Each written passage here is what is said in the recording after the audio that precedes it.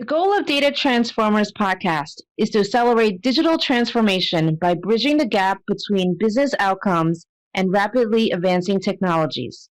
And we aim to bridge this gap by focusing on data. I am Peggy Tsai, top 50 women in tech influencer, co-author of the AI book, and data governance expert. I'm Ramesh Danta, an entrepreneur, a tech blogger, and AI enthusiast.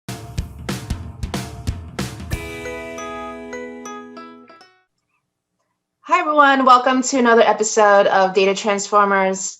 I'm happy to have with us today David Van Bruwaene, co-founder and CEO of Fairly AI. Welcome, David. Thanks. It's good to be here, Peggy. Welcome, David. Thanks, Ramesh. So, David, I know having formed your company, Fairly AI, we obviously have to talk about the ethical nature of AI and algorithms today. Can you talk a little bit about the reasons why you started this company and how you think ethics is being handled today amongst the data science community? Sure. I studied philosophy in school, and then in grad school, I got into natural language processing because I was more focused on mathematical logic and linguistics, but I took a lot of ethics classes throughout those years and had an interest in meta ethics and applied ethics. And so when I started as a practitioner in data science, I noticed that there were no conversations about ethics. And at that time, it was something strictly for engineers, it seemed. It was trying to improve your accuracy, have bigger, better, more complicated architectures, play with deep learning, and try to have some kind of magical outputs. And these were being progressively brought into areas of social, cultural impact.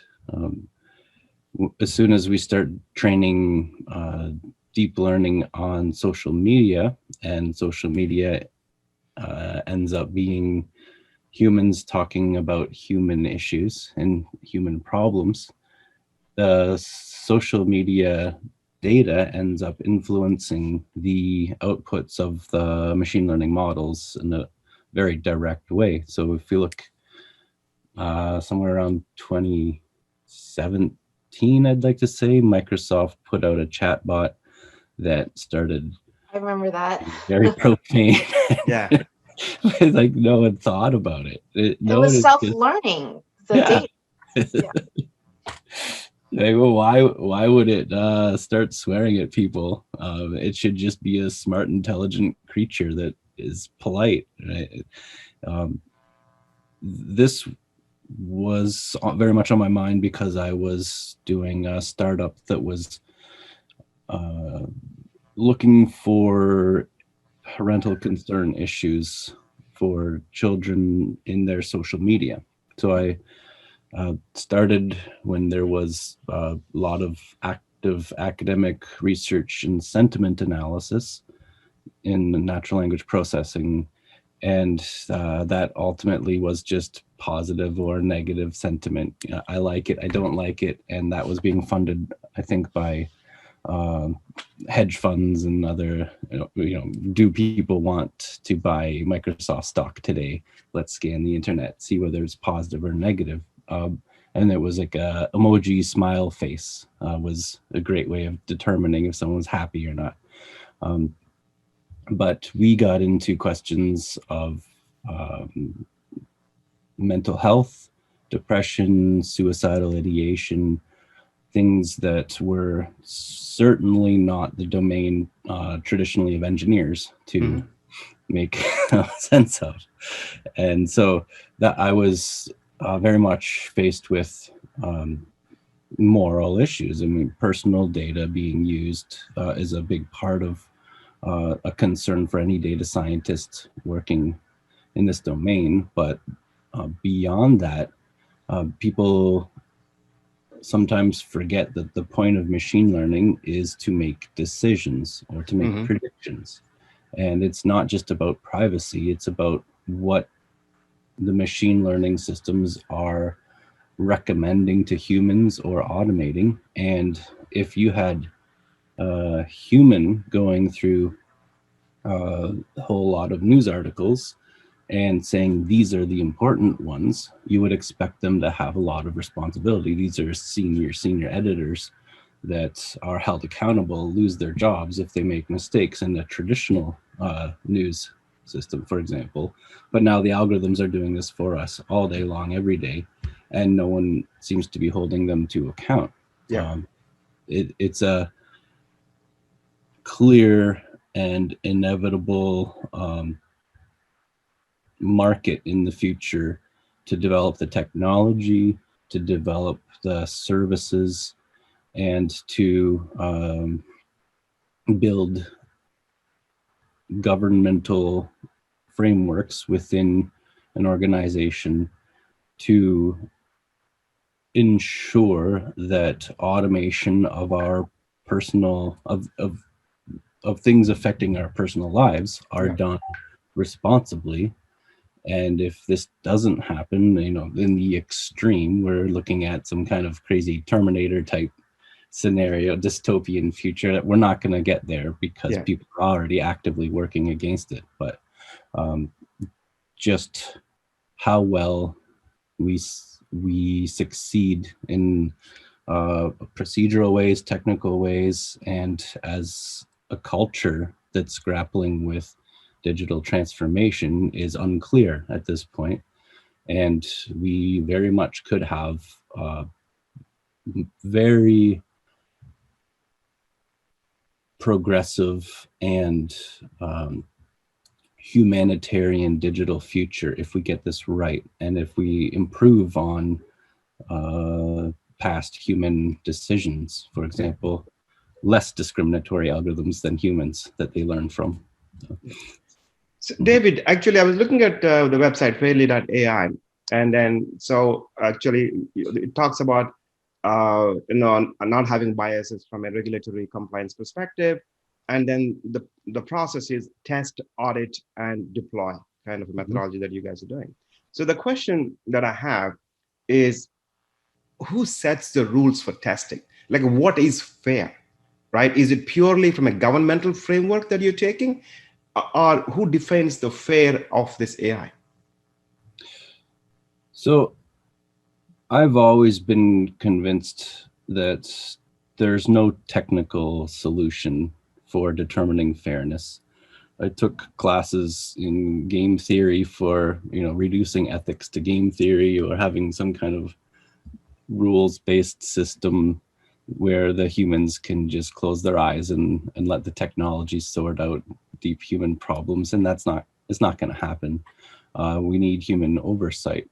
But the other side of it is that humans who are disconnected from the technology are only able to say what, you know, principles that should be applied, or what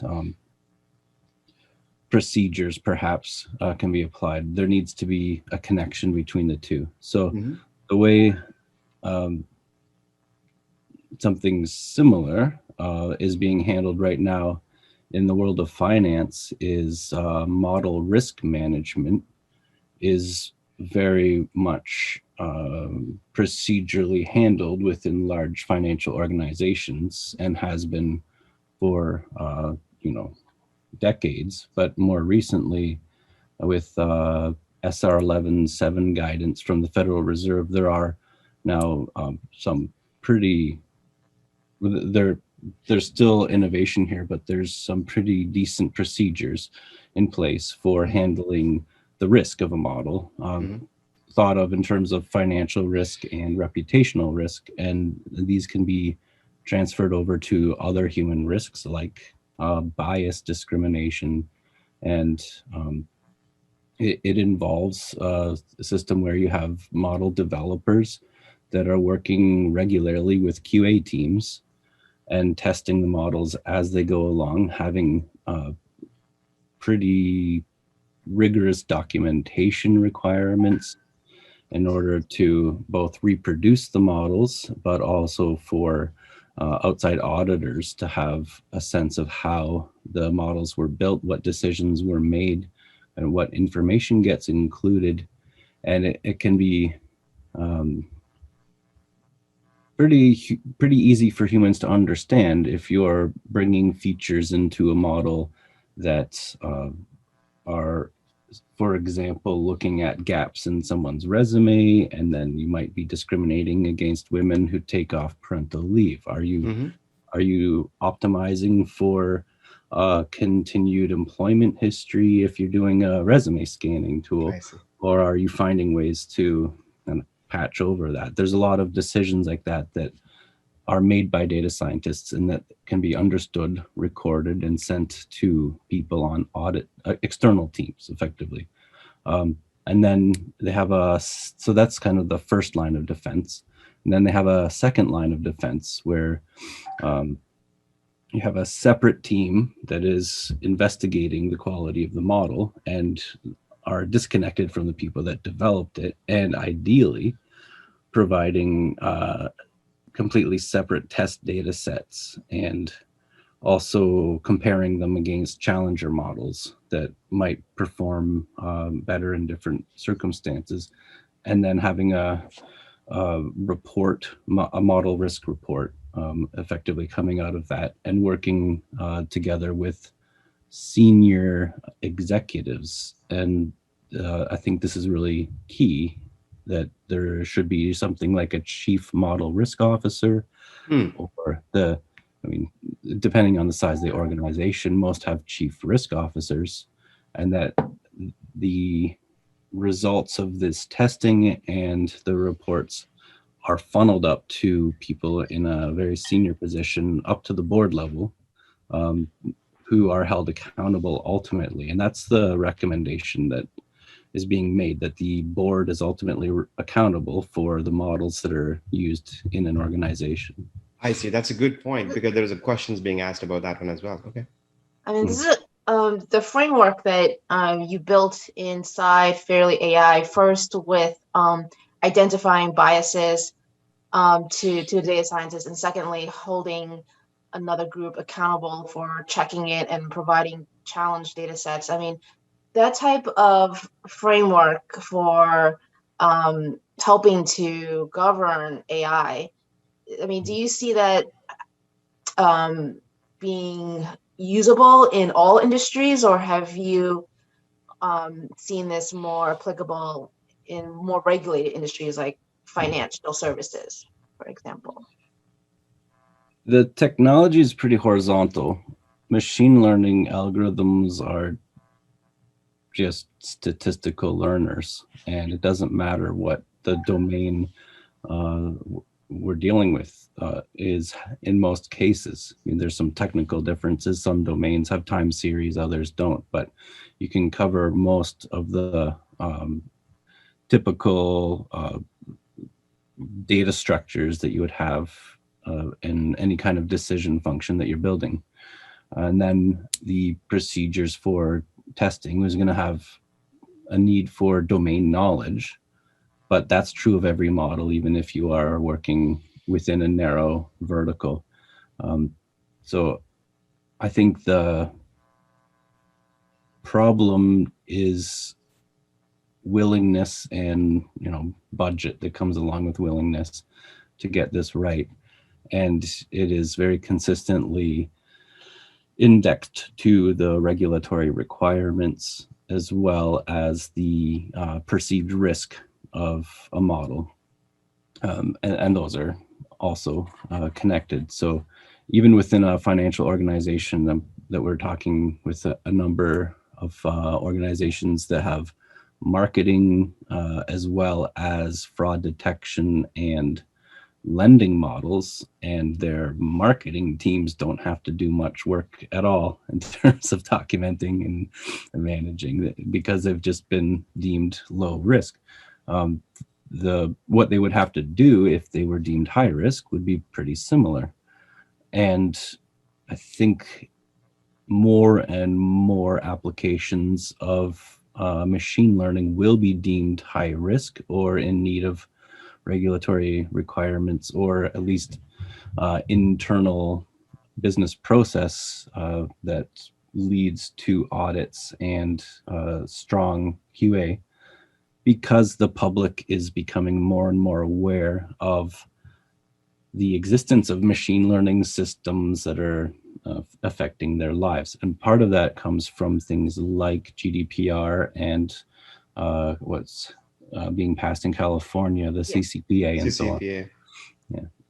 Everyone is starting, I mean, Apple's new website for their updated OS says, you know, Safari will give you the state of your data privacy every week in a report. And it's like, this is consumer facing, people care at this point. So David, so we talked about the how do you identify the bias in models with a board and all that stuff. The bias in the data itself, like there's this concept of historical bias, right? So example I could give, last year, maybe this year, there was this financial institution who was responsible for giving loans, and then later on they said the minorities and women were discriminated against it, right? It could be because of the historical bias in the data itself, that maybe before the AI was implemented, any of that stuff, the people who were giving out the loans, they looked at people who can pay, so all those things factored in, and so they were making decisions based on that framework itself in giving out the loans. And then when you implemented the AI system, it just took the historical bias of the data and then dished out. So what are your thoughts about it? Like, what do you do about there's a treasure trove of data, and then that you're relying on, and there's a bias already in the data. So what do you do about it? So there are technical fixes, but they usually come at a cost to accuracy and performance. So we've been doing some demos because it's hard to get an organization's data to do demos. So we find public data. And one data set that we're using is from the Home Mortgage Disclosure Act that gave a very sizable data drop, I think 13 million historical loan decisions. And they do include information about protected category status, like race and gender and age. And we train models on it, and consistently they are giving approval rates at a much higher rate for Caucasians than people of African descent. I mean, it's super easy to show using some basic metrics that historically people of African descent have had much lower success rates, and that the machine learning picks that up immediately and consistently. Yeah. So one quick fix is to alter the weights in the historical data. So this is a data pre-processing technique where you can then have equal likelihood of approval of a loan just by having the six, if 1 represents approval, 0 represents denial.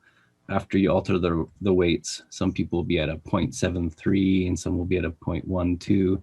And then you can calculate that, it's perfectly mathematically equal treatment. But the problem with techniques like this is a lot of information is lost because some people really should be denied loans, Yeah. Not just like a quick fix. So then the better way to do this typically is to do in-processing. So the algorithm itself does de-biasing technique. So depending on how you want to understand a fair lending model or a fair loan, you can say everyone agrees because you are male or female or of one race or another or one sexual orientation or another, this should not affect your odds of success. Mm. Other things should affect your odds of success, of course. Your income, The point of stuff. what we're doing, Yeah. Obviously we need to like have real good reasons. And so you can remove information about your protected category status by doing a little trick, which is within the model, have the model attempt to predict that someone is a male or female, as well as at the same time trying to predict whether or not they should get a loan. And then you want to make the model better at predicting the loan. And so you reward success there, and worse at predicting whether they're male or female. So you have feedback into the loan from two different sources that makes it progressively worse at predicting gender and better at predicting loans. And then the algorithm itself overall tends to be a very fair algorithm. That's a popular technique, adversarial de-biasing. So it sounds like, two different points I have is, one, the technique that you described is, it's not based on the algorithm itself, it's the actual data scientist who has to know how to actually implement. So there's that big human factor in influencing, the results and whether they want to have that bias inherently or not. And the second thing you talked about earlier was, you mentioned GDPR and CCPA and all these regulations. And are you for more regulations in terms of AI, or how does that stifle the innovation amongst the data science community and actually doing their work? I'm just curious to hear what your thoughts are. I think regulations come when business fails, and if business does its job right, then it doesn't have to deal with regulations as a reward. And hopefully, and this is already happening very clearly, all the big tech companies have invested pretty heavily in responsible AI. All the big financials, healthcare, they're investing in this. They're not perfect, and a lot of people within the organizations are complaining about all the extra paperwork and all the tax on the road is how one person said, we don't need more of this in our way. But the problem is, if you want to get a expensive project to market and not have it completely ruin the reputation of your company, you're going to have to deal with making sure that it functions properly. I mean, if you're building airplanes, you have to make sure they don't crash and that people don't come off of it with bruises because they're banged around everywhere. And industry, if they want to compete, if they want to protect their reputation, already have a need. So hopefully there will be less need for regulation, but sensible regulation in order to solve prisoner's dilemma type problems where no one's going to do something that puts them at a competitive disadvantage simply because it's the right thing to do in a business. So the government has to say, all of you are going to have slightly lower accuracy, but more fair models. And that's just what you're going to have to deal with. Something like that may be required, but hopefully the goal is that the regulators only come in after the fact to make sure everything's working. Yeah. So David, a little bit of a discussion on the business side. So the CIOs, the IDC survey says 83% of the CIOs, maybe CXOs, they're saying they want to invest in AI, or are investing in AI. And then the other flip side of that is like only 10, 15% are who are deployed in production and stuff, right? So you started this company, and so you have a very deep knowledge and also awareness what's going on. Your solution is horizontal, so that means you can go across multiple industries. So what's your take on, number one, which industries are proactively looking at AI, implementing, deploying, number one? Number two, what kind of companies are being successful in deploying, and what kind of companies are not able to, succeed in this area? So definitely from our experience, banks, especially the larger ones, the credit unions, maybe not as much, but large banks are very much interested in investing in machine learning and putting a lot of attention on making sure that they get it right. Mm-hmm.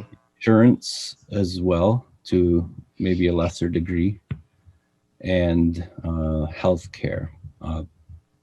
These are high stakes human impact environments, and they're regulated, and so it all makes sense. We're hearing that while you see a lot of data scientists being hired and teams and hype, when we talk to people who know what's going on, if they're more senior, there's often a little wink wink, but we're not actually doing it. And it's like, well, why are you spending all this money trying to, they want to do it, and I think they will. It's just a lot of roadblocks when even just to get the training data into the hands of the data scientists at the right size. Things like hiring, outsourcing teams to work on data science projects to save money, but they have to actually be working in-house, and you can't put the data in the cloud. There's lots of roadblocks there. And then the one that we're really focused on at Fairly is the roadblock of people understanding, dealing with, and confirming that the risks have been mitigated and the best processes have been put in place to ensure that what product comes to market is at least of better quality than your current product. Are you a product company or a services company? So we build a product for tracking the information that's necessary to perform a proper audit of a machine learning model. So we definitely need a service component for anyone who's using our product, if that's internal. The compliance team or an external auditor or consultant would be working with our product in that capacity, but services. Okay. Thank you for listening to today's episode. If you liked what you heard today and would like to hear more, please subscribe to our podcast on your favorite player like iTunes and Spotify. And please do rate our podcast. Also, please go to our website, www.datatransformerspodcast.com, for more episodes, blogs, and information on our speakers. Thank you.